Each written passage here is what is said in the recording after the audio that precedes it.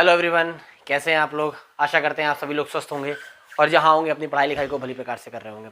तो आज की वीडियो में हम लोग पैनक्रियाज और गोनैड्स को, जो एंडोक्राइन ग्लैंड्स हैं, उनको डिस्कस करके एंडोक्राइन सिस्टम को ख़त्म करेंगे।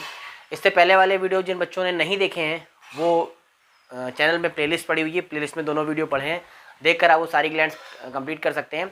और आज आखिरी टॉपिक है एंडोक्राइन ग्लैंड्स का, इसमें हम लोग डिस्कस करेंगे पैनक्रियाज को और साथ साथ गोनैड्स को। ठीक है, तो फटाफट आज का वीडियो स्टार्ट करते हैं। जो वीडियो को फर्स्ट टाइम देख रहे हैं, वीडियो को लाइक करें, चैनल को सब्सक्राइब करें और बेल आइकन प्रेस करना ना भूलें ज़्यादा, जिससे उनको नए नए नोटिफिकेशन मिलते रहें। तो फटाफट स्टार्ट करते हैं आज का वीडियो। तो जैसा आप देख पा रहे हो, ये पैनक्रियाज है। ठीक है, पैनक्रियाज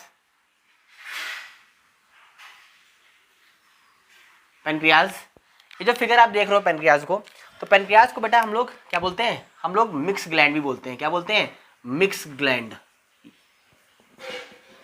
मिक्स ग्लैंड क्यों बोलते हैं? क्योंकि बेटा इसका जो एक पार्ट है वो एक्सोक्राइन ग्लैंड से मिलकर बनता है, एक्सोक्राइन ग्लैंड से मिलकर बनता है, और जो दूसरा पार्ट है बेटा वो एंडोक्राइन ग्लैंड से मिलकर बनता है, एंडोक्राइन ग्लैंड से मिलकर बनता है। ठीक है, एक्सोक्राइन ग्लैंड की अगर बात करें तो इसके बारे में हम लोग लाइव प्रोसेस में डिस्कस कर चुके हैं, उसकी भी प्लेलिस्ट पड़ी हुई है, वहाँ पर आप देख सकते हैं डाइजेशन में। हम अगर एंडोक्राइन की बात करें तो अभी तक हम लोगों ने पढ़ा था कि एंडोक्राइन से हार्मोन रिलीज होते हैं। ठीक है, डक्टलेस ग्लैंड होती हैं। इनके एंडोक्राइन पार्ट में बेटा आइसलेट्स ऑफ लैंगरहैंस होती हैं, आइसलेट्स ऑफ लैंगरहैंस। ठीक है, और वो भी कितनी होती हैं? 1 to 3 मिलियन। कितनी होती हैं? 1 to 3 मिलियन होती हैं आइसलेट्स ऑफ लैंगरहैंस। अब जो ये लैंगरहैंस की सेल हैं, ये जो लैंगरहैंस की सेल हैं, लैंगरहैंस की जो सेल हैं, इनमें क्या होता है? दो तरीके की ग्लैंड होती हैं, दो तरीके की ग्लैंड होती हैं। पहली ग्लैंड है अल्फा सेल, पहली ग्लैंड है अल्फा सेल, सॉरी दो तरीके की जो सेल होती हैं, इनमें दो तरीके की सेल्स होती हैं, अल्फा सेल और दूसरी है बीटा सेल्स। ठीक, अब अल्फा सेल सिक्रीट करती हैं स्पेशल टाइप का हार्मोन जिसको हम लोग बोलते हैं ग्लूकेगॉन, ग्लूकेगॉन। और बेटा जो बीटा सेल है वो सिक्रीट करती हैं इंसुलिन, वो सिक्रीट करती है इंसुलिन। ठीक है, हाई स्कूल में एक क्वेश्चन हमेशा पूछा जाता है कि insulin secreted by which cell. तो इंसुलिन जो सिक्रीट हो रही है वो बीटा सेल से सिक्रीट हो रही है। किससे हो रही है? बीटा सेल से। अगर हम ग्लूकेगॉन की बात करें, किसकी बात करते हैं? ग्लूकेगॉन की। तो अगर हम ग्लूकेगॉन की बात करें तो बेटा ग्लूकेगॉन एक ऐसा हार्मोन है जो क्या करता है? हमारी बॉडी में कम हुई ब्लड शुगर को बढ़ाता है। यानी ये एक्ट करता है, act on hepatic cells, hepatic cells cell पे एक्ट करता है, और एक्ट करने के बाद ब्लड शुगर को इंक्रीज कर देता है, ब्लड शुगर को इंक्रीज कर देता है। क्या कर देता है? ब्लड शुगर को इंक्रीज कर देता है। लेकिन अगर इसके बिहाफ पर हम इंसुलिन की बात करें, किसकी बात करते हैं? इंसुलिन की।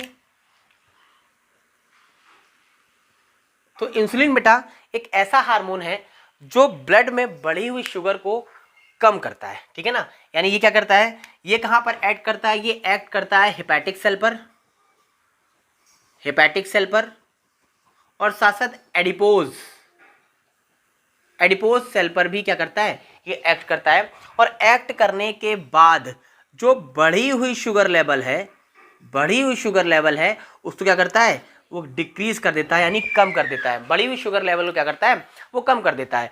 तो इस तरीके से क्या होता है? जो ग्लूकेगॉन है वो हमारे ब्लड में जो शुगर लेवल कम होती है उसको बढ़ाता है, और साथ साथ जो इंसुलिन है वो बढ़ी हुई शुगर लेवल को कम करता है। लेकिन कभी कभी क्या होता है?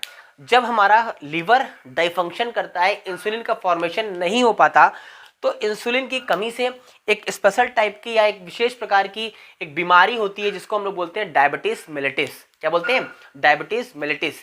यानी अगर इंसुलिन प्रॉपर वे में सिक्रीट नहीं हो रही है अल्फा सेल से, तो हमारे ब्लड में क्या होगा? शुगर लेवल लगातार बढ़ता रहेगा, और जब शुगर लेवल लगातार बढ़ता रहेगा तो एक डिजीज कॉज्ड होती है जिसको हम लोग बोलते हैं डायबिटीज मेलिटिस। ठीक है, जो कि एक ऐसी बीमारी है जिसमें बॉडी में शुगर लेवल बढ़ जाता है, और इसको ठीक करने के लिए हम लोग इंसुलिन थेरेपी का यूज़ करते हैं। यानी आपने देखा होगा कि बहुत से लोग ऐसे हैं, आपके घर में बहुत से लोग ऐसे रहते हैं, जब वो खाना खाते हैं या नाश्ता करते हैं उससे पहले वो इंसुलिन की इंजेक्शन लेते हैं, ठीक है। तो इंसुलिन थेरेपी से उसको ठीक किया जाता है। साथ साथ अगर प्रॉपर अपने हम रूटीन को करते हैं और एक्सरसाइज वगैरह करते हैं तब भी इस डिजीज़ को कंट्रोल किया जा सकता है। तो इस तरीके से जो ये पैनक्रियाज था, पैनक्रियाज से रिलीज होने वाले दो हार्मोन हैं, ग्लूकेगॉन और इंसुलिन। ग्लूकेगॉन हेपेटिक सेल पर एक्ट करता है और बढ़ी हुई कम हुई ब्लड शुगर को बढ़ा देता है, यानी जो हमारे ब्लड शुगर है उसको क्या करता है, बढ़ा देता है। लेकिन अगर इंसुलिन की बात करें तो इंसुलिन क्या करता है, हेपेटिक सेल पे भी एक्ट करता है, साथ साथ एडिपोज टिश्यू की जो सेल होती है उस पर एक्ट करता है, और ये ब्लड में बढ़ी हुई शुगर को कम कर देता है। तो दोनों चीजें, इसको हम लोग इसीलिए ग्लूकेगॉन को बेटा हम लोग बोलते हैं, एक हार्मोन और होता है उसके नाम से जानते हैं, जिसको बोलते हैं हाइपरग्लाइसीमिया, ठीक है। क्या बोलते हैं, हाइपरग्लाइसीमिया, हाइपरग्लाइसीमिया, ठीक, या हाइपरग्लाइसेमिक हार्मोन बोलते हैं इसको, उसको बोलते हैं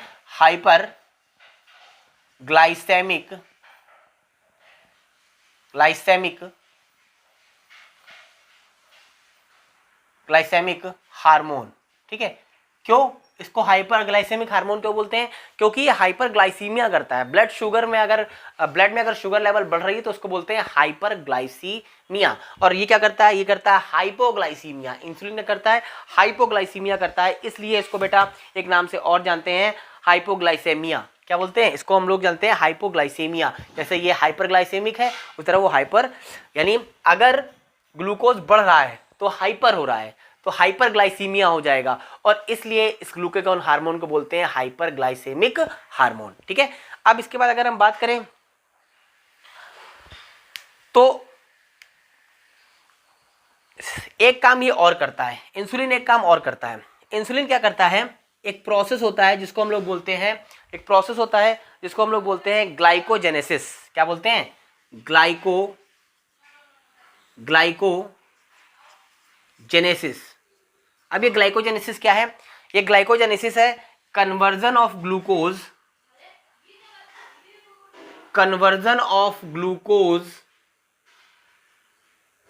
into glycogen. Conversion of glucose into glycogen is called glycogenesis. तो इंसुलिन क्या करता है, ग्लाइकोजेनेसिस भी करता है, यानी जो हमारे ब्लड में ग्लूकोज है उसको कन्वर्ट कर देता है ग्लाइकोजन में और स्टोर कर देता है, ठीक है। लेकिन अगर इंसुलिन कम सिक्रीट होगा तो ये प्रोसेस नहीं हो पाएगा, इसलिए ब्लड में क्या होगा, लगातार शुगर बढ़ती रहेगी। तो आप लोग चाहो तो इसका स्क्रीनशॉट ले लीजिए या इसको नोट कर लीजिए। इसके बाद हम लोग स्टार्ट करने वाले हैं गोनेड्स यानी टेस्टिस एंड ओवरी को। तो अब हम लोग डिस्कस करने वाले हैं गोनेड्स को। आप लोगों ने पैनक्रियाज को अच्छे से समझ लिया होगा और आशा करते हैं नोट कर लिया होगा। तो इसके बाद हम लोग डिस्कस करने वाले हैं गोनेड्स को, और गोनेड्स में हम लोग जानते हैं कि मेल और फीमेल, यानी मेल टेस्टिस और फीमेल ओवरी दोनों ही कंसिस्ट किए जाते हैं। तो सबसे पहले हम लोग टेस्टिस को पढ़ेंगे और उसके बाद फिर ओवरी को पढ़ते हुए एंडोक्राइन सिस्टम को पूरा कंप्लीट कर लेंगे, ठीक है। तो फटाफट हम लोग स्टार्ट करते हैं। आज जो है गोनेड्स भी क्या है, एंडोक्राइन सिस्टम का एक पार्ट है। गोनेड्स भी एंडोक्राइन सिस्टम का एक पार्ट है, और गोनेड्स में टेस्टिस और ओवरी ये दो ग्लैंड्स हैं। एक्चुअली ये दोनों ग्लैंड्स हैं तो प्राइमरी सेक्स ऑर्गन, बट ये क्योंकि हार्मोन सिक्रेट करती हैं इसलिए ये एंडोक्राइन ग्लैंड में भी आती हैं। तो हम सब लोग सबसे पहले टेस्टिस की बात करते हैं। आप ये फिगर में देख पा रहे हो टेस्टिस है, और टेस्टिस में क्या होता है, फिगर में टेस्टिस में क्या होता है, बहुत ही ज़्यादा आपको दिखाई दे रही होंगी क्वाइल्ड स्ट्रक्चर है, क्वाइल्ड स्ट्रक्चर दिखाई दे रहा है जिसको हम लोग सेमनीफेरस ट्यूब्यूल्स बोलते हैं। क्या बोलते हैं, सेमनीफेरस ट्यूब्यूल्स बोलते हैं। और seminiferous tubules and Leydig cell मिलकर क्या करती हैं, a group of hormone secrete करती हैं। एक हार्मोन का ग्रुप ऑफ हार्मोन सिक्रीट करती हैं जिसको बोलते हैं हम लोग टेस्टोस्टेरोन। क्या बोलते हैं, टेस्टोस्टेरोन। और इसमें जो मेनली क्या होता है, मेनली होता है एंड्रोजन, सॉरी हाँ, मेनली क्या होता है, मेनली होता है एंड्रोजन, ठीक है, एंड्रोजन। अब ये एंड्रोजन हार्मोन जो है, ये एंड्रोजन हार्मोन एक तरीके से क्या करता है, जितने भी हम लोगों के मेल में जितना भी सेकेंडरी सेक्सुअल कैरेक्टर्स हैं उनको शो करता है। जैसे सेकेंडरी सेक्सुअल कैरेक्टर में क्या होता है, हेयर ग्रोथ, ठीक है, आवाज का मोटा होना, ठीक है, हेयर ग्रोथ, आवाज का मोटा होना, साथ साथ जो सेक्स ऑर्गन है उनका डेवलपमेंट, यानी क्या करता है, development of sex organ, sex organ, ठीक है। इसके साथ क्या करता है, जब प्यूबर्टी एज आती है तो प्यूबर्टी एज में आवाज मोटी हो जाती है, साथ साथ हेयर ग्रोथ शुरू हो जाते हैं, कंधे चौड़े हो जाते हैं, ठीक, एक तरीके से क्या मसल्स बनने लगती हैं, मसल्स का फॉर्मेशन होने लगता है। तो ये सारी चीज क्या करती हैं, ये हमारे जो टेस्टिस है, टेस्टिस से सिक्रीट होने वाला जो हार्मोन है जिसको टेस्टोस्टेरोन बोलते हैं या मेनली एंड्रोजन बोलते हैं, वो ये सारी काम करता है। यानी अगर बोले तो सेकेंडरी सेक्स कैरेक्टर्स को प्रमोट करता है कौन, एंड्रोजन, ठीक है। शारीरिक वृद्धि करता है, जो हमारे बॉडी की ग्रोथ है उसको मेंटेन करता है, हड्डियों को चौड़ा करता है। ये जब प्यूबर्टी एज में जो भी चेंजमेंट आते हैं वो बेटा एंड्रोजन के कारण आते हैं, जो कि सिक्रीट कहाँ से होता है, टेस्टिस से सिक्रीट होता है, ठीक है। तो उसका आप स्क्रीनशॉट ले लीजिए या इसको नोट कर लीजिए, क्योंकि इसके बाद हम लोग स्टार्ट करने वाले हैं ओवरी को।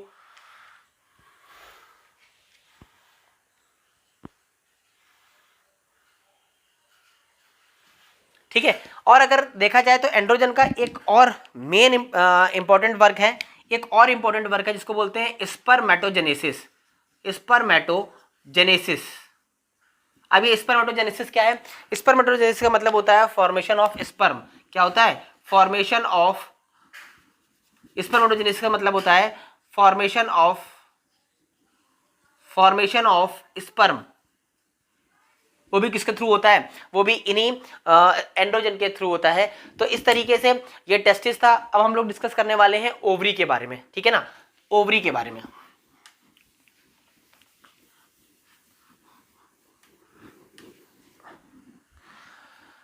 अगर ओवरी की बात करें, आप ये फिगर देख पा रहे हो ओवरी, तो ओवरी भी क्या है, ओवरी मोस्टली क्या है, फीमेल प्राइमरी सेक्स ऑर्गन है, ठीक है। जिस तरह testis male primary sex organ है, इस तरह फीमेल भी प्राइमरी सेक्स ऑर्गन है। लेकिन मेंस्ट्रुअल साइकिल के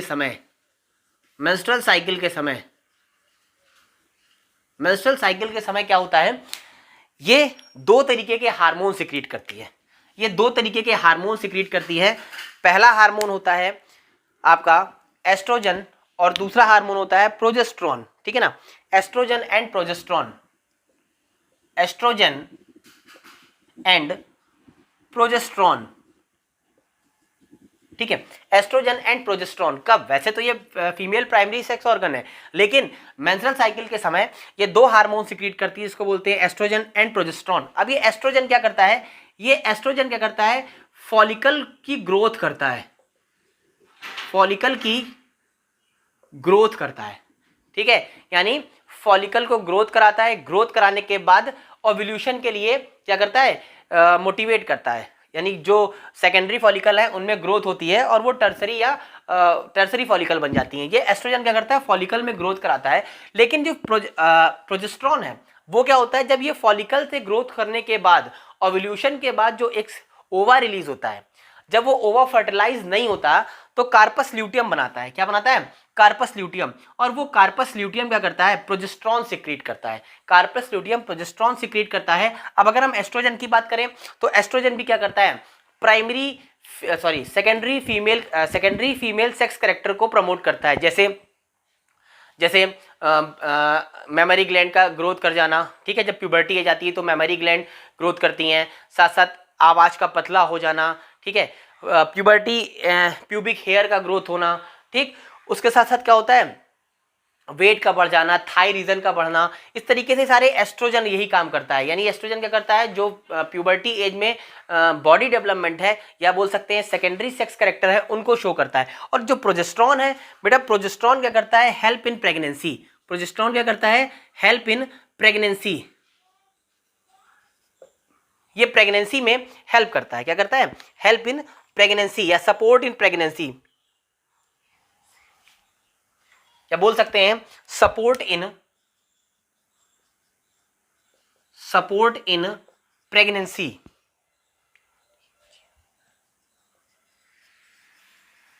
ठीक है, ये प्रेगनेंसी में सपोर्ट करता है। तो इस तरीके से हम लोगों ने आज गोनेड्स और पेनक्रियाज को डिस्कस किया, जो कि इंडोक्राइन ग्लैंड्स का ही पार्ट थे। तो आज से ये इंडोक्राइन सिस्टम यानी इंडोक्राइन ग्लैंड्स खत्म होती हैं। साथ साथ इसके बाद हम लोग नेक्स्ट क्लास में पढ़ने वाले हैं न्यूरल कंट्रोल को, जिसमें हम लोग पूरे ब्रेन को डिस्कस करेंगे। तो लगातार वीडियो में बने रहें, वीडियो को अंत तक देखें, चैनल को सब्सक्राइब कर लें और साथ साथ कमेंट कर जरूर बताएं। हाँ, आप लोग वीडियो शेयर नहीं कर रहे हो, जिस कारण व्यूज कम आ रहे हैं। तो आप लोगों से एक रिक्वेस्ट है कि अगर ये वीडियो आप लोगों को हेल्पफुल लगता है और लगता है कि इससे आपकी कुछ नॉलेज बढ़ रही है, तो आप इसको अपने दोस्तों में या स्टडी ग्रुप में शेयर जरूर करें और क्या करें, चैनल को सब्सक्राइब करें। ठीक, धन्यवाद।